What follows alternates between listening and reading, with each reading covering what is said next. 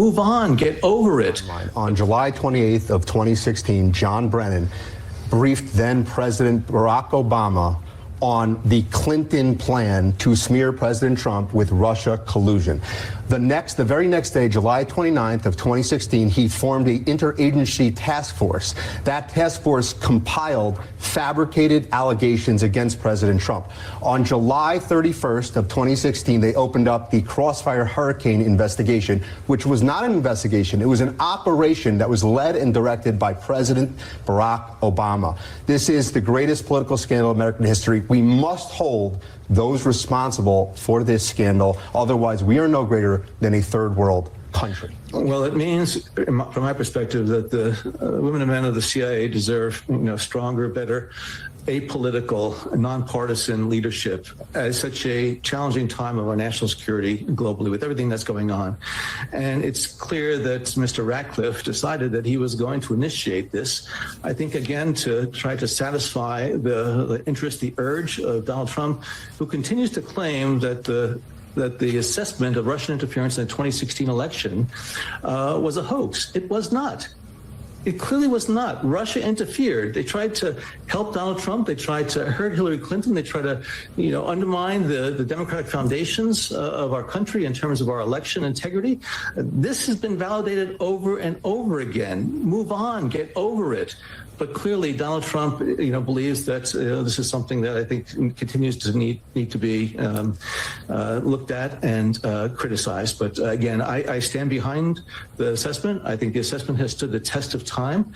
And again, I point to those reviews that were done in a apolitical, nonpartisan fashion. And most of the anomalies that he's talking about involve the inclusion of material from the Steele dossier, and how that stuff got into the initial 2017 intelligence community assessment, which really triggered the entire Russiagate hoopla.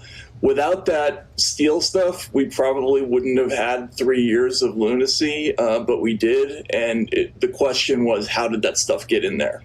Yeah, so the CIA analysts beneath Brennan actually strongly recommended against the inclusion of the Steele dossier material because they said it didn't even meet what they called basic standards of tradecraft.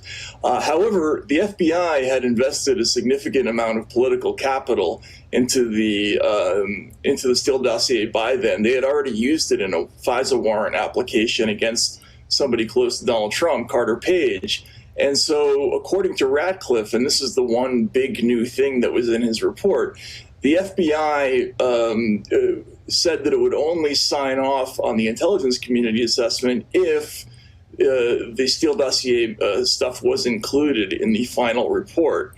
So that what it sounds like is that Brennan agreed to put in the Steele stuff at the behest of James Comey and the FBI, and that actually makes a lot of sense when you look back at the entire narrative. I've been saying this for years, going back to the Mar-a-Lago raid, the unprecedented, unnecessary, and unlawful raid on the office of former President Trump for presidential records he's allowed to have under the Presidential Records Act.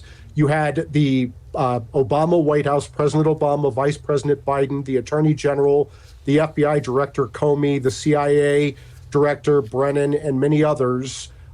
They made up the Russian collusion hoax against President Trump. They got an illegal spy warrant on him by lying to the FISA court.